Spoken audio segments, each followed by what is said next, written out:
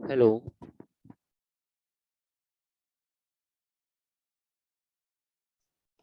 हाय।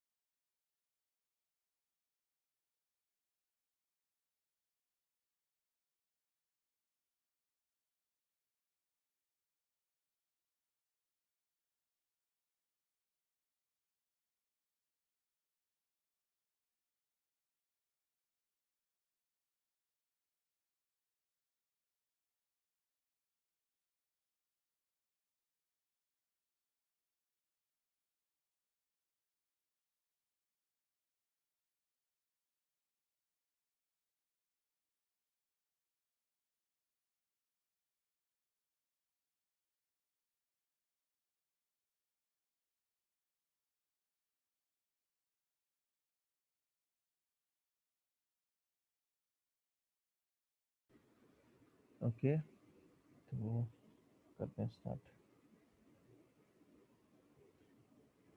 कल हम लोग फुट प्रिंटिंग कर रहे थे, तो फुट प्रिंटिंग कंटिन्यू करते हैं। Yes sir. गूगल डॉर्किंग वाला टॉपिक चला था ना? तो अच्छा, उसमें कुछ डॉर्क्स हमने देखे थे, एक दो बचे थे अभी, तो भी देख लेते हैं।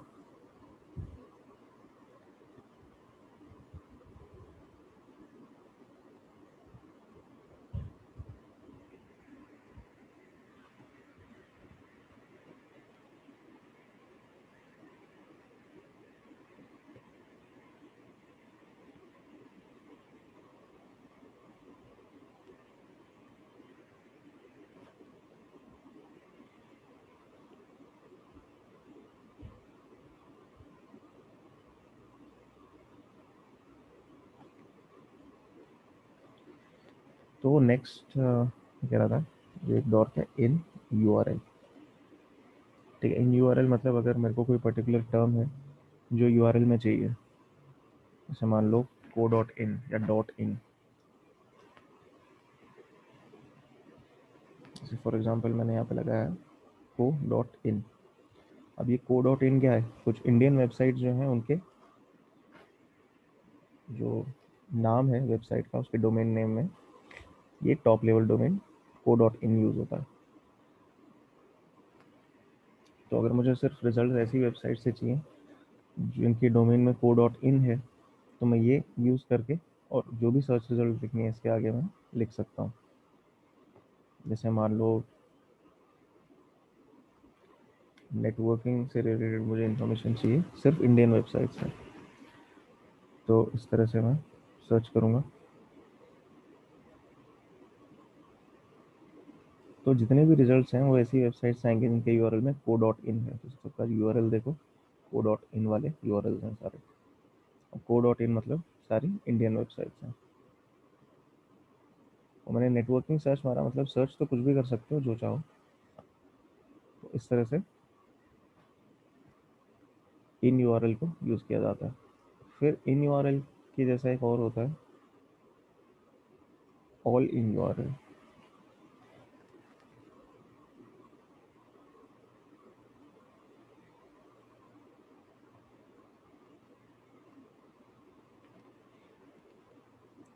मतलब अब इसमें मैंने दो टर्म्स दे दी, लॉगिन और को डॉट इन। तो जिन यूआरएल्स में लॉगिन टर्म और को डॉट इन डोमेन होगा वो आएंगे, तो लॉगिन पेजेस दिखेंगे इंडियन वेबसाइट्स के यहाँ पे।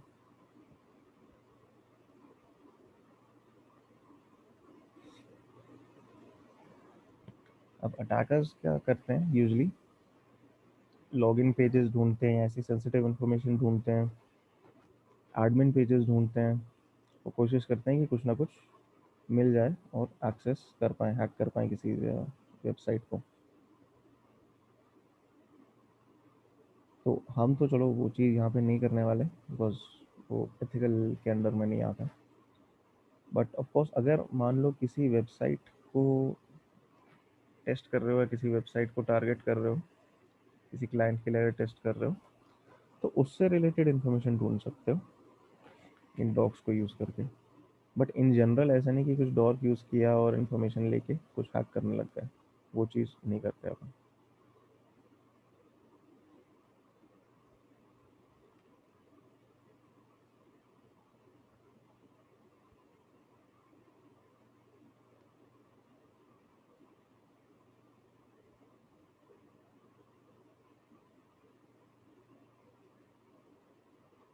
Okay, sir. ओके, कोई क्वेश्चन है इसमें से? No, sir. नो? कोई No, जनरल sir. इंफॉर्मेशन करनी हो तो क्या चीज़? कोई जनरल इंफॉर्मेशन करनी हो तो किसी की यार थोड़ी सी तुम्हारी आवाज़ कट रही है, इसलिए एक सेकंड। फिर जनरल इंफॉर्मेशन जनरल, करनी हो किसी की जनरल मतलब जनरल में क्या, किस तरह? देखो जनरल तो फिर बहुत से नॉर्मल जाएंगे। पीपल नॉर्मल पीपल अच्छा, लोगों के बारे में इन्फॉर्मेशन चाहिए। यस यस सर अच्छा, एक तो देखो जो हमने बात की थी कि सोशल मीडिया एक बहुत बड़ा सोर्स होता है इन्फॉर्मेशन का लोगों के बारे में। फिर अभी एक और उसमें मैं आ रहा था, जैसे अगर लोगों के लिए इन्फॉर्मेशन चाहिए तो कुछ सर्च इंजन होते हैं, पीपल सर्च इंजन। ठीक है, नेक्स्ट अपन चलो वही कवर कर लेते हैं, वैसे मैं आगे कराने वाला था उसको, कोई नहीं, चलो कर लेते हैं, कोई फर्क नहीं पड़ा। पीपल सर्च इंजन तो ये क्या है कि लोगों के बारे में इंफॉर्मेशन देते हैं सीधा।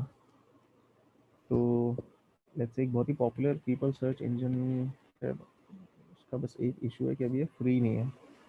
पहले ये फ्री यूज़ उसका अवेलेबल था, people.com। ठीक है, तो पहले फ्री आप यूज़ कर सकते थे और लोगों को सर्च कर सकते थे इसमें। जो बता रहे हैं ना आइडेंटिटी इन्फॉर्मेशन, मतलब कि लोगों के बारे में इंफॉर्मेशन, पीपल सर्च इंजन, तो ये तो फ्री नहीं है। एक है स्पोक्यो,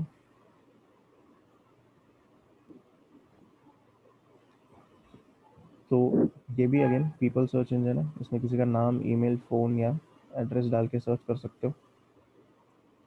बट इस साइट की जैसे एक बहुत ही जैसे जो मैंने एग्जांपल सर्च दिया उसमें से अगर मैं ले लूँ, तो इसकी मेन बस एक बहुत बड़ा रिस्ट्रिक्शन है इस वेबसाइट का कि ये सिर्फ यूएस तक लिमिटेड है। ज़्यादातर पीपल सर्च इंजन आज की डेट में जो हैं वो सिर्फ यूएस तक ही लिमिटेड रहते हैं। तो So North America, we can say that. North America, Yeah, even because Canada the में तो, US. Yes, sir. कनाडा नहीं कवर करते, सिर्फ अमेरिका कवर करते हैं in most cases. Spoko. Yeah. स्पोक्यो, ठीक है। अब इंडिया के लिए अगर चाहिए, इंडिया के लिए there are a couple of websites. एक तो है Indian people directory and the other is Indian finders. Okay, तो इंडियन फाइंडर्स है एक पीपल सर्च इंजन जो इंडिया में बेस्ड है, इंडियंस के लिए है। और दूसरा ये इंडियन पीपल डायरेक्टरी है, थोड़ा पता नहीं खुलने में देर लगा रहा है, चलो कोई नहीं, तब तक ये देख लेते हैं। बट यहाँ पे अगेन अब ऐसा नहीं है कि इसमें एक एक इंडियन के डिटेल्स होंगे, लेकिन ये दैट इज़ द थिंग, जितने भी डिटेल्स पब्लिक रिकॉर्ड्स में अवेलेबल हैं वो तो ये लोग उठा सकते हैं, बट एक एक इंसान का डिटेल नहीं होता। तो अगर तुम किसी के बारे में डिटेल्स ढूंढ रहे हो तुम यहाँ पे सर्च कर सकते हो, बट इसकी कोई गारंटी नहीं है कि मिलेगा उसके बारे में डिटेल। इसने यहाँ पे क्या बोला है, 230 मिलियन यूनिक पीपल, लेकिन ऑफ कोर्स पॉपुलेशन तो हमारी उससे काफ़ी ज़्यादा है। सर किसका तो नाम ट्राई करते, चलो हम्म, किसका तो नाम सर्च करके ट्राई करते बाद में। नाम, अच्छा ठीक है। चलो तो ये मेरा कर दो, हम्म, मेरा ही कर दो सर्च। क्या चीज़, तुम्हारा नाम कर दें? अच्छा हाँ देखते करके। तो There is nothing is actual profile in India. So they don't even have a database for anything. I mean Aadhaar card कितनों के गलत बने पड़े हैं बताइए गलत, सर। वही है, या जो डेटाबेसेस हैं वो भी क्या बोलते हैं, प्रॉपर नहीं है, प्रॉपर नहीं है, इनकम्प्लीट whichever है। is right, they are not even completed or they are not even proper. So exactly. there is a hard to find the actual database for them. For um, like as in North America, they have a different database. Yeah, या दे so have, they are having everything proper. You have your social insurance number as a like या आधार card कह सकते हो। हाँ वो सबका एक ही होता है और वो प्रॉपरली बनाया बनाया जाता है, उसमें सारी एग्जैक्टली। इंफॉर्मेशन होती है। So you can pull it out wherever you need to pull it out. Yeah, same thing. Everything is monitored. Monitored, yes. Plus वहाँ Like पॉपुलेशन, अगर तो it's easier to keep track of everyone yeah, comparatively. so everything is monitored on the social medias too. So अगर आज मैं यहाँ पे बैठा हुआ सपोज एग्जांपल लेता हूँ कि मैं यहाँ बैठा हूँ और मेरे मेरे पास कुछ है इलीगल, अब मैंने वो गलती से सोशल मीडिया पे पोस्ट चली गई उसकी, मेरे घर पे नहीं है, 10 मिनट में यहाँ पे पुलिस आ जाएगी, 10 मिनट नहीं 5 मिनट में पुलिस आ जाएगी। हाँ वहाँ पे नेटवर्क्स, मतलब नेटवर्क बोल रहा हूँ, इंटरनेट जो है वो तो बहुत ही हेवीली मॉनिटर्ड है, यस, बहुत हेवी एज मॉनिटर्ड। ए इंडिया, इंडिया में कोई चीज मॉनिटर करने की इतनी कैपेसिटी नहीं है उनके कैपेसिटी पास। नहीं है, सही बात है, क्योंकि कैपेसिटी हो तो वो कर सकते हैं। सर वो इंडिया में तो मेनली जो है वो जो लोग हाई प्रोफाइल लोग हैं उनको मॉनिटर करते हैं। नहीं, कैपेसिटी हम्म, तो अलग बात है, इंटेंशन भी नहीं है ना हम्म, लोग मॉनिटर। Plus yes, sir. जहाँ तक मॉनिटरिंग की बात आ जाती है, वहाँ फिर दो अलग अलग मतलब डिस्कशंस आ जाते हैं। एक होता है प्राइवेसी, कि किस हद तक मॉनिटर करोगे, प्राइवेसी का भी तो कंसर्न है कि your privacy should be maintained, है ना। एक एक चीज़ तो किसी को नहीं पता होनी चाहिए तुम्हारे बारे में। मान लो तुम किसी वेबसाइट पर, अब जैसे यार बहुत सारे वेबसाइट्स हैं ऑनलाइन जहाँ पे तुम अकाउंट बनाते हो, कुछ करते हो, and you can remain anonymous. Okay, for example, अच्छा रेडिट का एग्जांपल ले लो, कोई रेडिट यूज़ करता है यहाँ पे? No, no, no, sir. No, okay ठीक है, जस्ट क्या ट्राई सर? करके देखना, करते हो यूज़? क्या सर? रेडिट, reddit.com एक वेबसाइट है, मैं उस पर लिंक देता हूँ। No sir. हाँ दे तो लेंगे। मतलब बेसिकली डिस्कशंस और सब चीज़ों के लिए है, ठीक है। तो अब वहाँ पे तुम जाओगे, अकाउंट क्रिएट करोगे, तुम अपना नाम वगैरह कहीं नहीं डालना, यू स्टे अनोनिमस। तो मॉनिटरिंग इस हद तक भी नहीं होनी चाहिए कि अगर मैं कहीं अनोनिमस रहना चाह रहा हूँ तो वो चीज़ किसी को पता चले कि मैं क्या कर रहा हूँ ऑनलाइन, क्या टॉपिक्स डिस्कस कर रहा हूँ मैं लोगों के साथ ऑनलाइन। एक तो प्राइवेसी का वहाँ कंसर्न आ जाता है कि एक्सेसिव मॉनिटरिंग अगर होगी, तुम्हारी एक एक मैसेज, तुम्हारा एक एक यू नो एक्ट इंटरनेट पे अगर मॉनिटर हो रहा है, तो even that is not correct. लेकिन फिर उसका दूसरा पॉइंट ये भी आता है कि जितनी ज़्यादा मॉनिटरिंग होगी साइबर क्राइम्स थोड़ा रोकने में आसानी हो जाएगी। तो वो बहुत ही मतलब कह सकते हो कि एक ग्रे एरिया है, मॉनिटरिंग किस तरह होनी चाहिए या किस हद तक होनी चाहिए। सबसे ज़्यादा जो है मॉनिटरिंग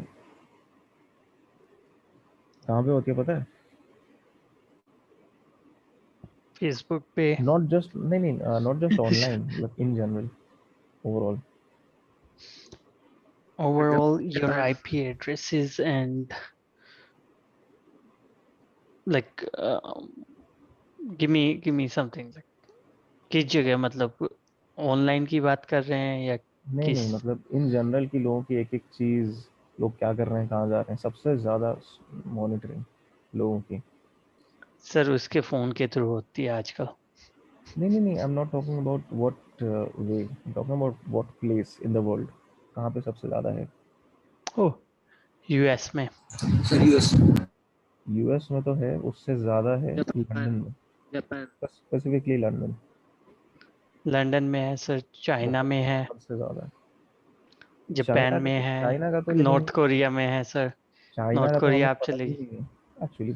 चाइना का तो तुम यहाँ पे बैठे बैठे पता लगा ही नहीं सकते कि क्या चल रहा है वहाँ पे, किस तरह से वो लोग कर रहे हैं। Because everything is monitored by the government and everything everything is released by monitor, government. Everything is, हाँ, इंफॉर्मेशन रिलीज। अब यहाँ बैठे बैठे मैं कह ही नहीं सकता कि इस समय क्या किस तरह से वो लोग मॉनिटर कर रहे हैं, क्या कर रहे हैं, किस तरह के उन्होंने रिस्ट्रिक्शंस लगाए हैं, वो चीज़ कह ही Sir, नहीं सकते।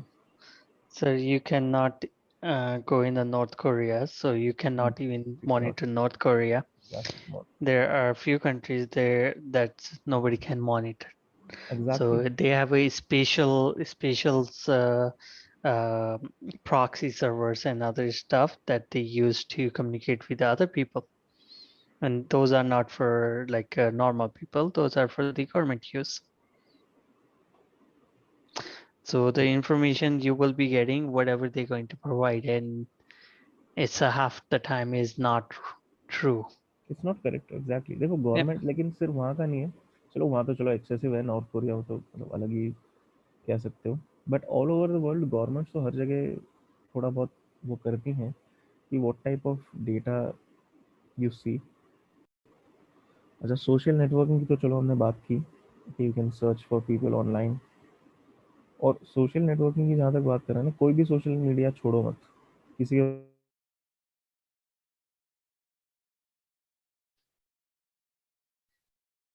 देखो सर आप कट गई, आपकी आवाज कट गई थी।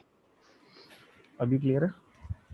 Yes sir. हाँ या सर। मैं कह रहा था सोशल मीडिया फुटप्रिंटिंग अगर कर रहे हो, जो भी सोशल मीडिया मिलता है जाके देख लो, ट्विटर, फेसबुक, इंस्टाग्राम, लिंक्डइन, एक एक जगह जाके सर्च करो, कहीं ना कहीं तो मिलेगा कुछ ना कुछ। अगर नहीं मिलता मतलब कि फिर then जो जिसके भी बारे में इंफॉर्मेशन ढूंढ रहे हो उसका कोई ट्रैक ही नहीं ऑनलाइन, या तो उसने अपने आप को इतने अच्छे से छुपाया हुआ है, या फिर अगेन जो कुछ लोगों के साथ केस है कि इंटरनेट एक्सेस नहीं है या यूज़ ही नहीं करते बिल्कुल। Very considerable portion of the population, बहुत ही बड़ा पोर्शन है वर्ल्ड पॉपुलेशन का जो इंटरनेट यूज़ नहीं करते हैं। यूज़ तो क्या, एक्सेस ही नहीं है लोगों को, तो यूज़ करना तो दूर की बात है। ओके, फिर आते हैं अपन जैसे वेबसाइट्स। अच्छा, फॉर एग्जांपल अगर अगर मैं अब किसी वेबसाइट को टारगेट कर रहा हूँ, तो मुझे उस वेबसाइट से कैसे इन्फॉर्मेशन निकालनी है, या वो उस वेबसाइट के बारे में इन्फॉर्मेशन कैसे निकालनी है। अच्छा, अभी अभी ये वाली विंडो विजिबल है ना, फायरफॉक्स, राइट। ओके, ठीक है। तो इस एक वेबसाइट है builtwith.com। देखो, किसी भी अगर वेबसाइट को टारगेट कर रहे हो तो एक बहुत बड़ा पीस ऑफ इंफॉर्मेशन तुम्हारे लिए होता है कि वो वेबसाइट किस टेक्नोलॉजी पे बनी है। ठीक है, क्या टेक्नोलॉजीज यूज़ हो रही हैं उस वेबसाइट में, क्योंकि फिर तुम उसी उन टेक्नोलॉजीज को टारगेट करने की उसमें फोकस कर सकते हो। तो कोई भी अगर मैं यहाँ वेबसाइट का नाम डालता हूँ, तो कैन फाइंड आउट कि क्या टेक्नोलॉजी वहाँ यूज़ हो रही है। फॉर एग्जाम्पल लेट्स से कोई जैसे cisco.com अगर मैंने यूज़ किया लुकअप, तो इस वेबसाइट में ये मेरे को टेक्नोलॉजी प्रोफाइल दिखा रहा है कि क्या क्या टेक्नोलॉजीज यहाँ पे इस वेबसाइट में काम आ रही हैं। ठीक है, और एक एक चीज़ ये प्रॉपर डिटेल में दिखाता है। फ्रेमवर्क्स कौन से यूज़ हो रहे हैं, PHP यूज़ हो रहा है, जावा है, फ्लैश एम्बेड यूज़ हो रहा है। Actually I don't know flash embed अभी तक क्यों यूज़ कर रहे हैं, क्योंकि दिसंबर 2020 में सपोर्ट ख़त्म हो गया था इसका। फिर और कौन कौन सी चीज़ें, jQuery यूज़ कर रहे हैं ये लोग, पेमेंट सिस्टम्स क्या क्या हैं, मीडिया जो है एम्बेडिंग वो कहाँ कहाँ से आ रही है, जावास्क्रिप्ट लाइब्रेरीज कौन सी यूज़ हो रही हैं। तो एक एक चीज़ जितना भी इंफॉर्मेशन इसको मिलती है सारी वो देगा उस वेबसाइट के बारे में। तो अब यहाँ से मेरे को पता चल गया कि ठीक है कौन सी जावास्क्रिप्ट लाइब्रेरीज यूज़ हो रही हैं। तो इसको मैं कैसे यूज़ कर सकता हूँ, मैं देखूंगा अगर इनमें से कोई ऐसी लाइब्रेरीज हैं जिनमें कोई वल्नरेबिलिटी है तो मैं उसको एक्सप्लॉइट करने के बारे में सोच सकता हूँ। या अगर मेरे को जैसे पता चला यहाँ पे PHP यूज़ हो रहा है, देखा था ना इसमें फ्रेमवर्क्स में PHP है, तो मैं कुछ ऐसे जो मेरी अप्रोच है मैं वो सिर्फ PHP के हिसाब से टेलर कर सकता हूँ कि हाँ हो सकता है मैं यहाँ पे कोई PHP कोड कहीं पे अपलोड कर पाऊँ अपना और सर्वर पे उसको रन कर पाऊँ। अगेन थोड़ा जब अपन वेब एप्लीकेशन वाला पार्ट देखेंगे तो उसमें ज़्यादा क्लियर होगा कि PHP कोड अपलोड करने से क्या मीनिंग है।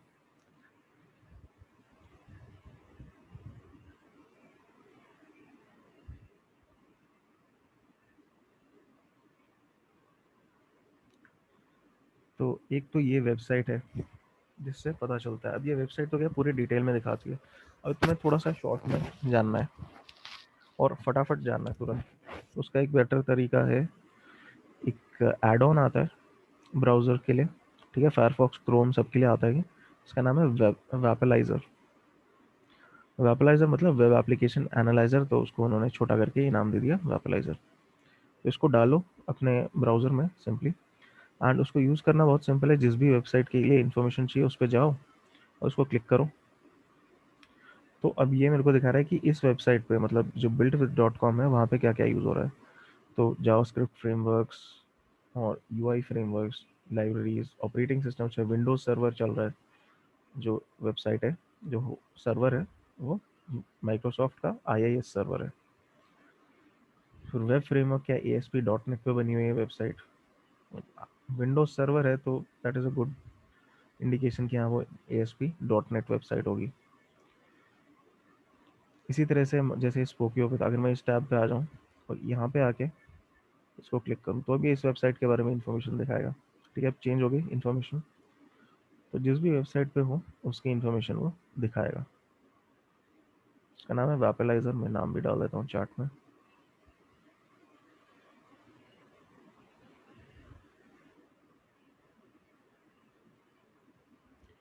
ठीक है, और it's a browser add on. ठीक है, ब्राउज़र एड ऑन है तो सिंपली अगर सर्च करोगे वेपलाइजर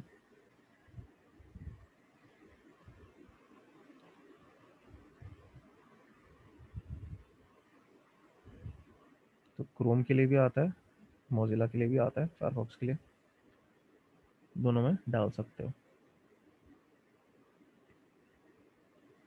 उसमें बहुत ही ईजी है यूज़ करना, सिंपली वेबसाइट पे जाओ, क्लिक करो और तुम्हें डिटेल पता चल गई उसकी। और जो बिल्ट विद है जो मैंने अभी दिखाई वेबसाइट ये वाली, इसका एक कमांड लाइन टूल भी आता है। ठीक है, तो काली और पैरेट वगैरह में प्री इंस्टॉल्ड आता है। तो मैं जाता हूँ अपने काली सिस्टम में, उसको भी simple built with actually .com में नहीं डालना उसमें।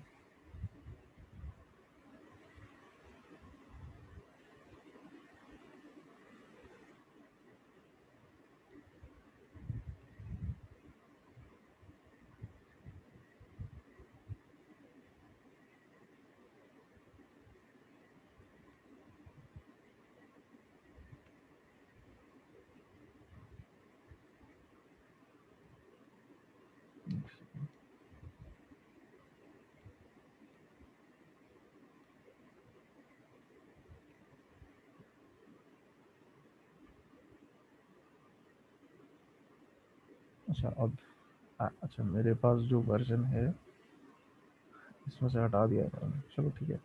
एक CLI लेकिन वर्जन आता है इसका बिल्ट विद का, वो भी यूज़ करके देख सकते हो अगर चाहो तो। अदरवाइज तुम्हारे पास ये वेबसाइट है एंड यू हैव दिस क्या बोलते हैं एड ऑन वैपलाइजर, तो वो भी यूज़ कर सकते हो आराम से।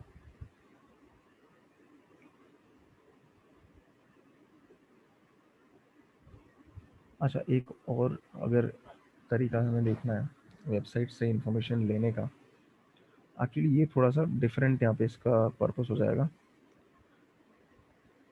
फॉर एग्जांपल मान लो तुम्हें कोई वेबसाइट चाहिए, मतलब वेबसाइट के बारे में इंफॉर्मेशन चाहिए और तुम जानते हो कि वो इन्फॉर्मेशन वहाँ पे अवेलेबल थी, लेकिन आज की डेट में या तो वेब पेज उन्होंने हटा दिया, चेंज कर दिया, तो इन्फॉर्मेशन है नहीं वहाँ पे, या फिर वो वेबसाइट ही नहीं है, वेबसाइट ही बंद हो गई। तो उसके लिए एक कैसे कर सकते हो, एक वेबसाइट है archive.org।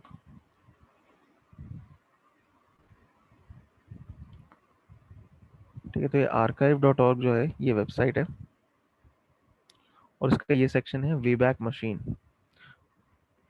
ये वेबसाइट एक्चुअली क्या है, it's library of free stuff, तो मूवीज, बुक्स, सॉफ्टवेयर वगैरह मिल जाता है यहाँ से,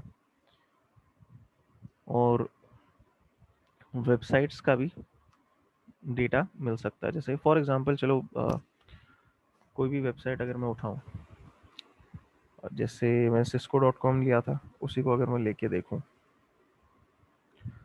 तो मैं यहाँ पे डालता हूँ cisco.com और ये क्या दिखाएगा मेरे को अगर मैं एंटर दबाऊंगा, तो कि जितनी बार भी ये पेज आर्काइव हुआ होगा, ठीक है, कितना, दिसंबर 20 1996 और आज की डेट तक 16,000 टाइम्स लोगों ने इसको आर्काइव किया। आर्काइव किया मतलब कि मान लो जैसे आज की डेट में वो पेज जैसा है, वो वेबसाइट जैसी है, उसका एक स्नैपशॉट्स अगर मैंने सेव कर लिया यहाँ पे, तो मैं बाद में कभी भी उसको एक्सेस कर सकता हूँ।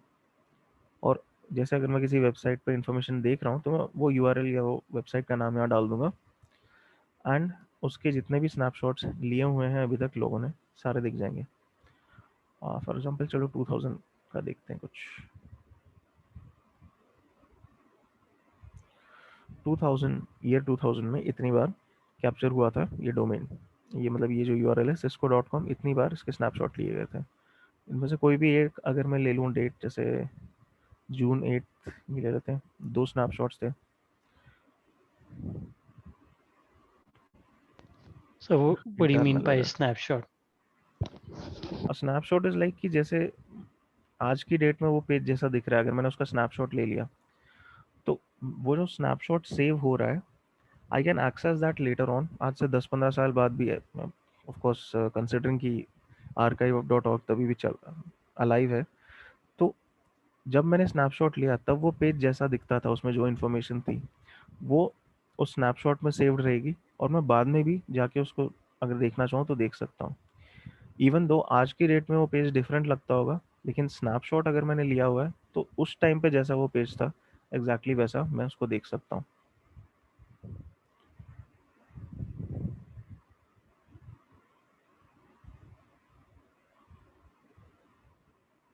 स्नैपशॉट डिस्प्ले नहीं कर रहा है इसके, कोई दूसरी वेबसाइट लेते हैं यार,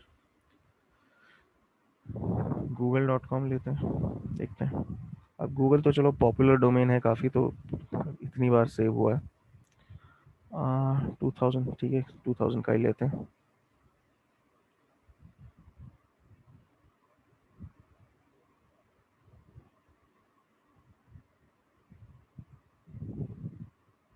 तो ये स्नैपशॉट में कौन सी डेट का देख रहा हूँ, February 29 ईयर 2000। तो उस डेट को गूगल ऐसा दिखता था, google.com जो पेज है वो इस तरह से आता था।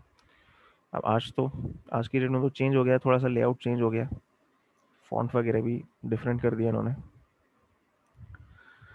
तो अगेन ये सर्च इंजन है गूगल, तो इस पेज में तो ज़्यादा इन्फॉर्मेशन नहीं है, जस्ट एज एन एग्जांपल मैं दिखा रहा हूँ।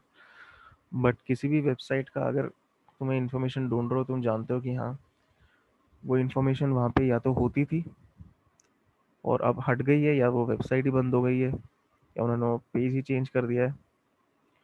तो तुम उसको यहाँ पे archive.org में जो वे बैक मशीन है उसकी वहाँ पे सर्च कर सकते हो, and there is a good chance कि यहाँ पे मिल जाए उसके बारे में इंफॉर्मेशन। सर हाँ, इसमें ये भी पता चल जाएगा वेबसाइट कब बॉर्न हुई थी, क्या चीज़? कब बनाई गई थी साइट। हेलो? हेलो हाँ, सर सर इस इसमें ये भी पता चल जाएगा कि ये साइट कब रिलीज हुई थी। कब रिलीज हुई थी या यस सर। इससे ये नहीं पता चलता archive.org से। इसमें तो देखो जैसे क्या दिखाया हुआ है कि कितने कैप्चर्स हैं स्टार्ट हो रहे हैं। ये 1998 से स्टार्ट हो रहा है। अब ज़रूरी नहीं है ना कि जब रिलीज़ हुई थी तब कैप्चर लिया था किसी ने, दैट इज़ नॉट नेसेसरी ना। ऐसा कुछ ज़रूरी तो है नहीं कि जब रिलीज़ हुआ तब उसका कोई स्नैपशॉट लिया गया होगा। हालांकि अराउंड दैट टाइम शुरू होंगे कैप्चर्स, तो अप्रॉक्सीमेट तुम्हें पता चलेगा, बट एग्जैक्ट डेट नहीं पता चलेगी इसमें।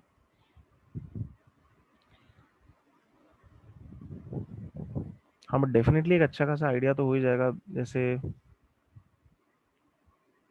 इसमें ये दिया हुआ है कि पहला कैप्चर था 11 नवंबर 1998 को।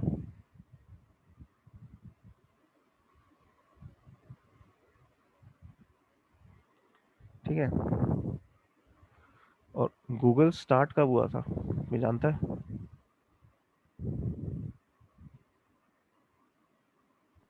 No sir.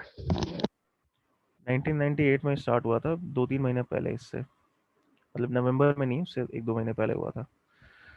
तो अब ठीक है, अराउंड दैट सेम टाइम उसका फर्स्ट कैप्चर लिया हुआ था यहाँ पे। तो एक अप्रोक्सीमेट आइडिया होगा, एग्जैक्ट नहीं होगा।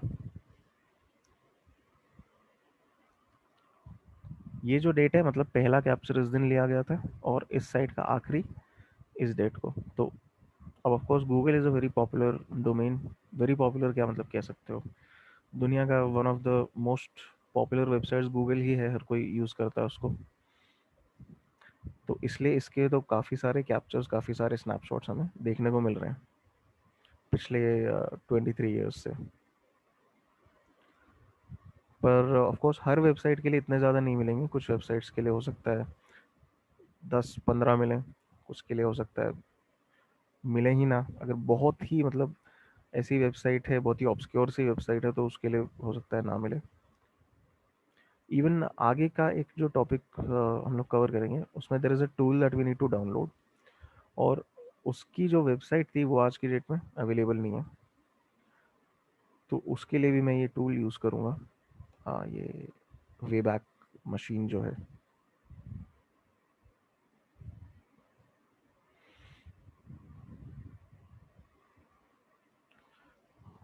ठीक है, एंड कोई गारंटी नहीं कि जो मैं इन्फॉर्मेशन देख रहा हूँ मुझे मिल ही जाएगी यहाँ पे, कि जो मुझे पेज चाहिए था वो इसमें किसी ने स्नैपशॉट लिया ही होगा उसका। There is no guarantee, but of course try करना इज, ट्राई तो हम करेंगे।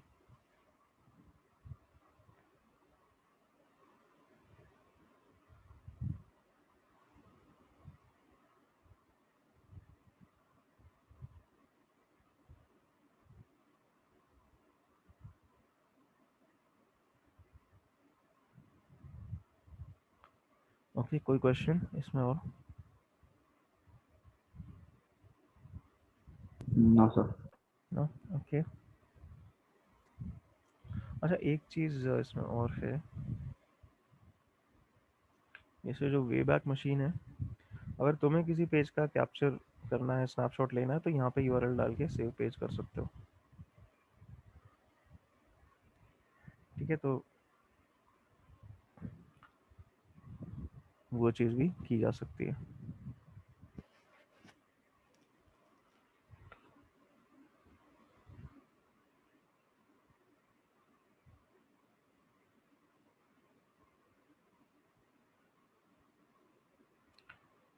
अच्छा, फुटप्रिंटिंग में अब इंफॉर्मेशन गैदरिंग में मतलब एक बहुत ही इम्पोर्टेंट, बहुत ही क्रिटिकल पीस ऑफ इंफॉर्मेशन जो होता है वो होता है जो नेटवर्क डेटा है, तुम जिसको भी टारगेट कर रहे हो उसके आईपीज या आईपी रेंजेस अगर तुम्हें पता चल जाए तो बहुत ही क्रिटिकल इंफॉर्मेशन है कि फिर उस इंफॉर्मेशन को यूज़ करके, उन आईपीज को यूज़ करके तुम आगे उन पे काम कर सकते हो।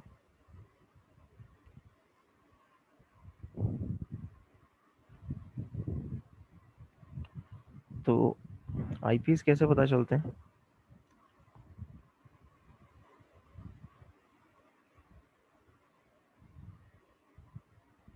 दोनों सर। ओके ठीक है, मैं बताता हूँ। तो दो चीज़ें हैं जहाँ तक मैं आईपी इंफॉर्मेशन की बात कर रहा हूँ। एक तो होता है डीएनएस, ठीक है, डीएनएस इंफॉर्मेशन से आईपी पता चल जाता है। एक होता है होइस। होइस से आईपी तो पता चल ही सकता है, बट और भी कुछ डिटेल्स हैं जो पता चलते हैं।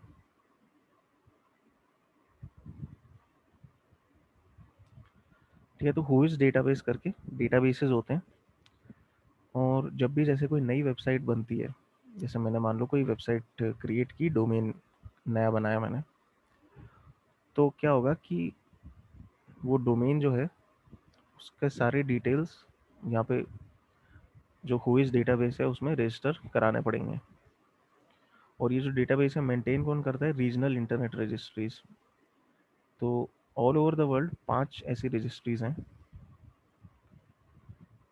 जो अलग अलग एरियाज का, अलग अलग मतलब ओवर द वर्ल्ड अलग अलग रीजन्स के ये हुइस डेटाबेसेस हैंडल करते हैं।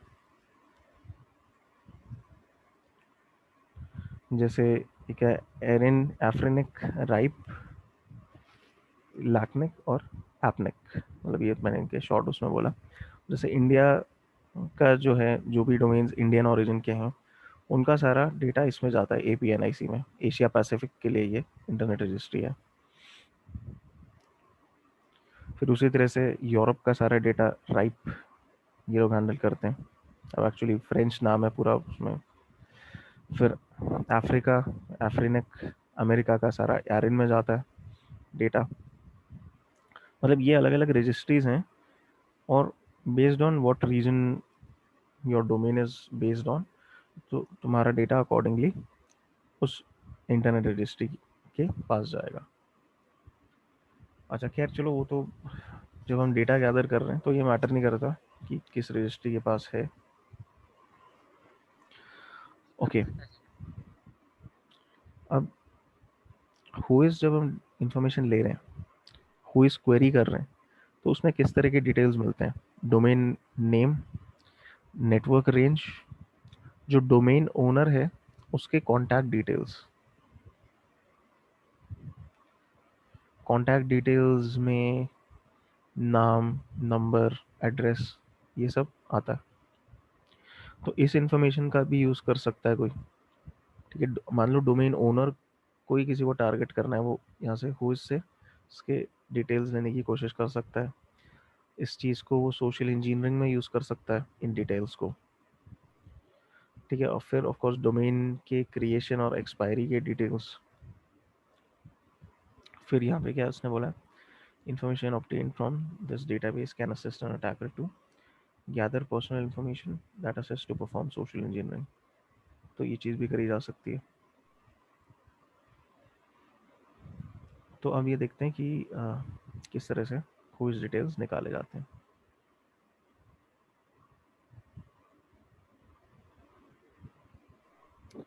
एक तो ऑप्शन वही है कि स्पेसिफिक वेबसाइट्स होती हैं इस काम के लिए, उन पे जाके सर्च करो।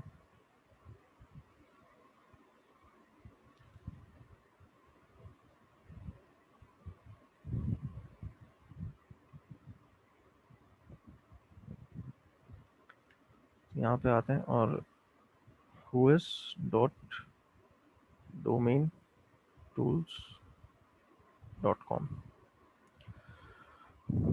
तो अब ऐसे गूगल सर्च करोगे तो हुइस डिटेल्स के लिए कई वेबसाइट्स आएंगी, बट मैंने जितने यूज़ किए उसमें से मेरे को ये बेटर लगी है हुइस लुकअप के लिए, हुइस dot domain tools dot com.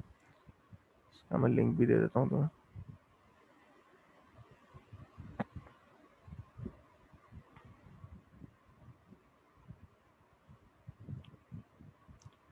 ठीक है, कोई भी डोमेन या आईपी एड्रेस इसमें अगर नाम डालते हो तो उसके होस्ट डिटेल्स यहाँ पे आएंगे। अच्छा, होस्ट में एक चीज़ और जो है मेंशन करनी है कि अब आजकल क्या है कि हर जगह जहाँ भी तुम रजिस्टर करते हो डोमेन को अपने, तो होस्ट डेटाबेस में ज़रूरी नहीं है कि तुम डोमेन ओनर के पर्सनल डिटेल्स डालो।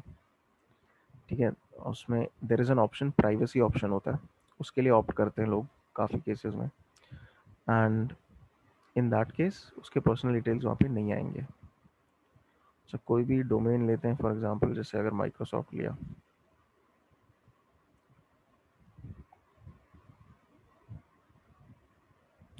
वैलिडेशन, ओके,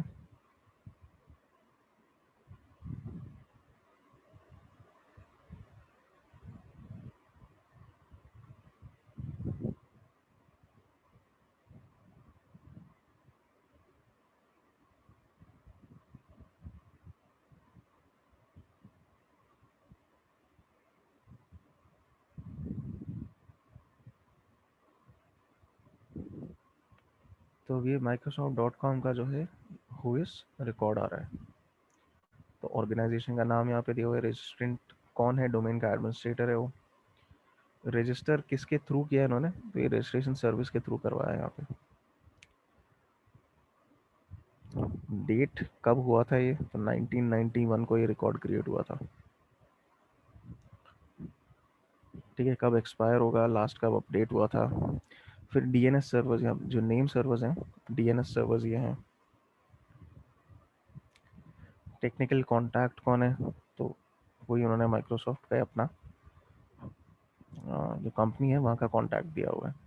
तो ऑफ कोर्स बड़ी कंपनीज तो डेफिनेटली जितनी भी हैं सारी अपना प्राइवेसी ऑप्शन रखती हैं, तो किसी के पर्सनल डिटेल्स, घर का एड्रेस वगैरह कुछ नहीं होता। बट मैंने ऐसे भी हुई रिकॉर्ड्स देखे हैं जहाँ लोगों ने अपने घर का एड्रेस तक एक एक चीज़ दे रखी है उसमें, तो वो चीज़ भी हुई रिकॉर्ड से पता लगाई जाती है।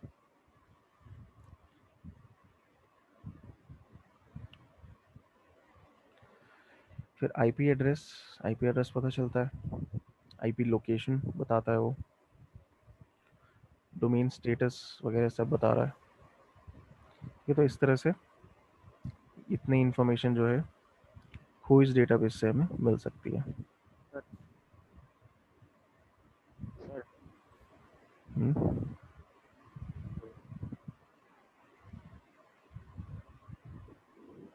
कुछ क्वेश्चन है? Yes sir. हाँ बोलो। सर इस पे साइट साइट सर्च कर सकते हैं ऑलरेडी।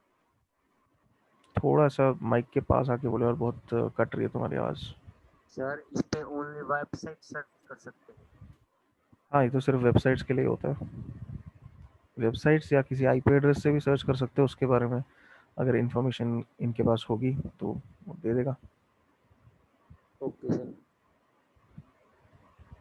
ये तो देखो, कोई इन्फॉर्मेशन आती कहाँ से, डोमेन से।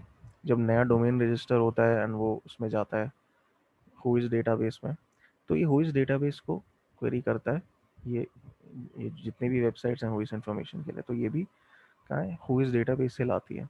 और उस डेटाबेस में डोमेन से रिलेटेड ही इन्फॉर्मेशन जाती है। हाँ, कुछ पूछना चाह रहे हो विवेक?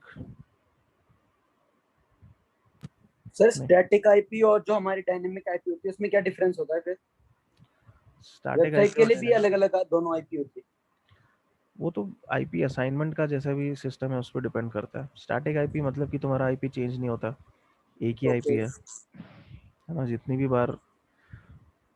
भी देर नहीं, मतलब जितनी भी बार तुम उस नेटवर्क पे जाओगे तुम्हें सेम आईपी असाइन होगा।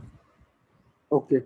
डायनामिक आईपी मतलब कि जैसे जो भी नेटवर्क है उसमें एक रेंज है आईपीज की जिसमें वो काम कर रहा है, उसमें से जो भी आईपी अवेलेबल होंगे उसमें से कोई एक उठा के दे देगा तुम्हें तो सर यूजली। अगर जैसे जैसे, हाँ हाँ बोलिए बोलिए। नहीं नहीं, तुम पूछो, मैं सर बोलता हूँ मैं ये आगे। कह रहा था जैसे कि आपने बताया कि एक स्टैटिक आईपी हमारी सिर्फ सिंगल रहती है, चाहे मैं किसी भी साइट पे चले जाऊँ वो मेरे को वही प्रोवाइड होगी, साइट वही थोड़ी मिल, प्रोवाइड करती है आईपी। मतलब हमारी वो स्टैटिक आईपी वो सेम ही रहेगी। हेलो। हाँ तो, हाँ हाँ बोलो बोलो, आगे बोलो। मैं कह रहा हूँ सर अगर तो हमें अगर किसी की स्टैटिक आईपी पता लगानी है तो वो कैसे किस तरीके से पता लगेगी? जैसे Static- वेबसाइट पे तो हम यहाँ से आईपी एड्रेस पता कर पा रहे हैं हाँ, उस चीज के लिए। स्टैटिक किसकी, मतलब किस चीज की पता जे- लगानी है? जैसे कि वेब किस कोई पर्सन है, कोई हम्म, डिवाइस यूज कर रहा है, उसकी हमें इंफॉर्मेशन है कि नाम वाम ये है, और हमें उसकी पता लगानी है स्टैटिक आईपी। तो सर स्टैटिक आईपी यूजली अगर देखो, हाँ उससे स्टैटिक और डायनामिक का चक्कर नहीं होता, पब्लिक और प्राइवेट आईपीज का भी हाँ कंसेप्ट हाँ आता हाँ हाँ। है। ठीक है, तो हम्म प्राइवेट आईपी तो ऐसे, अब जैसे मान लो फॉर एग्जांपल मैं भी कनेक्टेड हूँ अपने नेटवर्क से, ठीक है, वाईफाई हम्म नेटवर्क से मैं कनेक्टेड हूँ, हम्म तो हम्म नेटवर्क के अंदर तो मेरे को प्राइवेट आईपी मिली हुई है, हम्म उसी पे सारा काम हो रहा है, मेरा जो राउटर पे जितने भी मैसेजेस जा रहे हैं मेरी प्राइवेट आईपी से जा रहे हैं, हम्म। लेकिन राउटर आगे फॉरवर्ड कर रहा है पब्लिक आईपी से। ओके।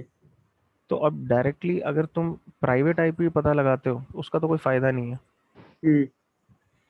ठीक है, पब्लिक आईपी पता लगाना अब वो भी अगेन उतना आसान है नहीं, हाँ किसी हाँ। जैसे डायरेक्टली किसी की भी आईपी पता लगा लेना, हम्म। उससे तुम्हें कुछ ना कुछ कम्युनिकेशन करनी पड़ेगी।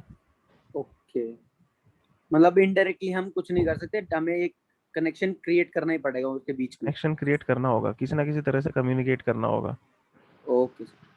अब जैसे तुमने देखा ही होगा स्पैम ईमेल्स वगैरह तो आते ही रहते हैं, हाँ जी सर। अगर तुम रिस्पॉन्ड कर देते हो उनको हम्म ईमेल्स को या मान लो मैसेजेस को, हम्म। तो वहां से फिर तुम्हारी इंफॉर्मेशन कुछ चली जाती है। ओके। इसलिए अगर तुम रिस्पॉन्ड ही नहीं करते तो सामने वाले को कुछ नहीं पता, उसने जो भेजा है उतना ही उसको पता है। तो इसमें भी सिमिलर वो है कि कुछ ना कुछ तुम्हें उससे इंटरेक्शन करना पड़ेगा, कनेक्शन बनाना पड़ेगा वहाँ पे, ओके तभी सर। इंफॉर्मेशन जाएगी। ये जो ओके सर। हुईस डेटाबेस है ये तो हम्म। मेंस के लिए है, ठीक है, तो इंडिविजुअल्स के लिए यहाँ पे अलग से डिटेल नहीं है इसमें कोई भी। Okay sir. Okay, thank you sir. Okay, और स्टैटिक आईपी का तो देखो, इवन जैसे मान लो मैं इस नेटवर्क पे कनेक्टेड हूँ, मैं अगर उसमें नेटवर्क उसमें सेटिंग्स में जाके स्टैटिक आईपी ले लूँ, तो मैं जब भी इस नेटवर्क पे कनेक्ट करूँगा मेरे को वही आईपी मिलेगा। स्टैटिक आईपी प्राइवेट भी हो सकता है, पब्लिक भी हो सकता है, और डायनामिक का भी वही है, वो भी पब्लिक प्राइवेट दोनों हो सकता है। अब जब मैं नेटवर्क से कनेक्ट करता हूँ तो मेरे को प्राइवेट आईपी मिलता है, लेकिन वो डायनामिक है, और नेटवर्क पूल में जितने भी आईपीज अवेलेबल है उसमें से कोई एक उठा के मेरे को असाइन कर देता है डीएचसीपी सर्वर, मतलब वो राउटर ही हैंडल करता है वो सब, तो वो मेरे को एक आईपी उठा के दे देता है। सिमिलरली मैं जब कनेक्ट कर रहा हूँ इंटरनेट से, और एवरी टाइम जब मेरा राउटर स्विच ऑन होता है, तो उसका भी कोई स्टैटिक आईपी नहीं है, मेरा आईएसपी मेरे को जितने भी अवेलेबल आईपीज हैं उसमें से एक आईपी असाइन कर देता है, पब्लिक आईपी, तो वो भी डायनामिक है। अच्छा, हुईज इन्फॉर्मेशन के लिए एक और ऑप्शन भी होता है, एक और तरीका होता है, सिंपली कमांड लाइन से कर सकते हो। जैसे इसमें आए अपने लिनक्स में हुईज, और साइट का नाम डाल दिया, डोमेन का नाम डाल दिया मतलब, और वो अपने आप उसकी इन्फॉर्मेशन खींच के दिखा देगा। अब इन्फॉर्मेशन तो वही एग्जैक्टली सेम रहेगी जो वेबसाइट बताएगी, बट ये सिंपली अनदर वो है, एक दूसरा तरीका है इन्फॉर्मेशन को लेने का। अब यहाँ पे भी देखो रजिस्ट्रेंट नेम क्या आ रहा है, परफेक्ट प्राइवेसी, मतलब उसने पर्सनल डिटेल अपने यहाँ नहीं दी है, बट किसी ऑर्गेनाइजेशन के थ्रू रजिस्टर करवाया है। पर काफ़ी केसेस में ऐसा नहीं होता, लोग अपने पर्सनल डिटेल्स पूरे दे देते हैं, एक एक चीज़, नाम नंबर एड्रेस सब होता है कुछ केसेस में। तो इस तरह से हुई इन्फॉर्मेशन निकाली जाती है। फिर दूसरा जो वो है पॉइंट यहाँ पे इंफॉर्मेशन लेने के लिए, दैट इज डीएनएस। ठीक है, नेटवर्क इन्फॉर्मेशन के लिए डीएनएस इज इम्पोर्टेंट। डीएनएस कोई फेमिलियर हो, डीएनएस क्या करता है, किस तरह से काम करता है डीएनएस?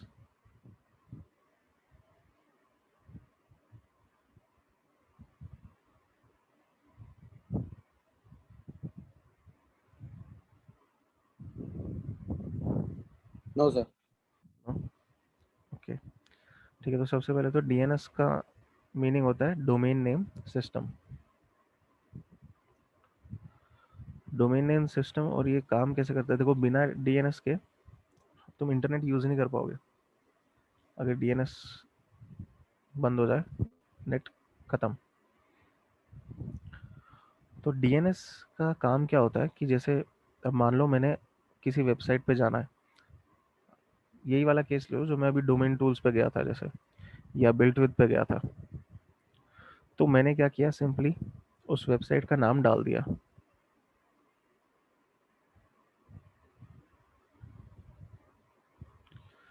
अब जो मेरा ब्राउज़र है या जो मेरा सिस्टम है, जो वो रिक्वेस्ट भेज रहा है नेटवर्क पे, उसको ये नहीं समझ आ रहा है कि ये वेबसाइट को रिक्वेस्ट कैसे भेजूं। कोई भी नेटवर्क पे रिक्वेस्ट जाती है, वेबसाइट को नहीं जाती वो कभी भी। वो तो सिस्टम को आता ही नहीं कि वेबसाइट तक रिक्वेस्ट कैसे भेजनी है, वो तो सिर्फ आईपी एड्रेसेस समझता है। तो अब क्या चाहिए मेरे सिस्टम को, मैंने बोल दिया कि मुझे जैसे उस पे जाना है, डोमेन टूल्स पे जाना है, या कोई भी साइट ले लो, फेसबुक पे जाना है, कहीं भी जाना है। तो उसका सबसे पहला काम क्या रहेगा कि उसका आईपी एड्रेस पता करेगा वो, क्योंकि डोमेन्स को रिक्वेस्ट नहीं भेजी जा सकती, सिर्फ आईपी एड्रेस उसको भेजी जाती हैं। तो अब वो क्या करेगा, जो डीएनएस सर्वर है उसको रिक्वेस्ट करेगा कि ये डोमेन है, और डोमेन का नाम होगा, और उसमें वो पूछेगा कि इसका आईपी बताओ। देन सर्वर जो है अपने डेटाबेस में देखेगा और उसका जो कॉरस्पॉन्डिंग आईपी होगा उससे रिस्पॉन्ड करेगा।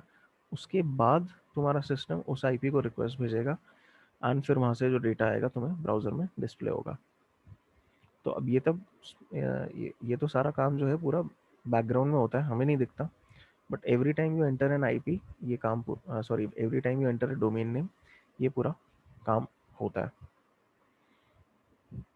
और हमारे लिए डोमेन नेम्स आसान होते हैं याद करने। आईपीज अगर बोलें कि अब अगर मैं पूछूं कि 10 वेबसाइट्स का नाम बताओ, तो वो तो तुम बता दोगे। लेकिन अगर मैं बोलूँ 10 आईपी एड्रेसेस बताओ उन वेबसाइट्स के, तो वो थोड़ी ना पता होंगे, या वो याद थोड़ी रहेंगे। तो डोमेन नेम्स हमारे लिए होते हैं ताकि हम आसानी से याद रख सकें कि वेबसाइट का नाम क्या है और उसको आसानी से एक्सेस कर सकें। लेकिन डीएनएस जो है पूरा सिस्टम है, इसीलिए बनाया हुआ है ताकि एक्चुअली वो वेबसाइट्स काम भी करें। आईपीज जो रिक्वेस्ट जाती हैं, जितनी भी कम्युनिकेशन होती है इंटरनेट पे, आईपी एड्रेसेस के बेसिस पे होती है, डोमेन नेम्स के बेसिस पे नहीं हो सकती। तो डोमेन्स को आईपीज में रिजॉल्व करना कहते हैं उसको, या कन्वर्ट करना बोल सकते हो। ये काम होता है डीएनएस का। ठीक है, ये पर्पस होता है डीएनएस का। अब जो डेटा होता है, डीएनएस डेटा जो स्टोर होता है डीएनएस सर्वर पे, उसको हम कहते हैं डीएनएस रिकॉर्ड। ठीक है, डीएनएस रिकॉर्ड्स होते हैं अलग अलग तरह के, और अलग अलग रिकॉर्ड्स अलग अलग तरह का डेटा स्टोर करते हैं। जैसे रिकॉर्ड टाइप्स दिए हुए हैं, तो अलग अलग टाइप्स होते हैं डीएनएस रिकॉर्ड्स के। क्या होते हैं वो देख लेते हैं। तो एक होता है रिकॉर्ड टाइप ए। इसमें क्या होता है, उस डोमेन से रिलेटेड आईपी एड्रेस इंफॉर्मेशन होती है। फिर होता है एमएक्स, उस डोमेन के मेल सर्वर इंफॉर्मेशन। फिर एनएस, एनएस मतलब उसके उस डोमेन का जो नेम सर्वर है, मतलब उसके डीएनएस डिटेल्स जिस सर्वर पे होस्टेड है उसका नाम। अब देखो क्या होता है, दुनिया में बहुत से डीएनएस सर्वर्स हैं। हर सर्वर के पास हर डोमेन का डेटा नहीं होता। ठीक है, अगर ऐसा वो लोग रखने लगे तो फिर पूरा सिस्टम ही बहुत डिफिकल्ट हो जाएगा मैनेज करना।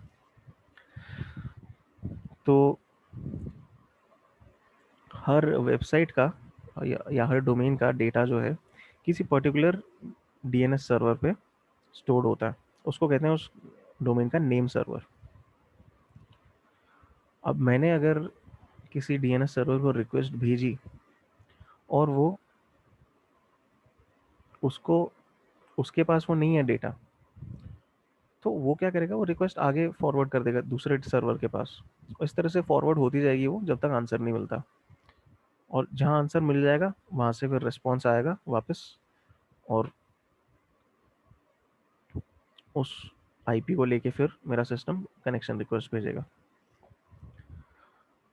तो जिस सर्वर पे उस पर्टिकुलर डोमेन के डिटेल्स हैं उसका यहाँ पे नाम दिया होता है नेम सर्वर वाले सेक्शन में।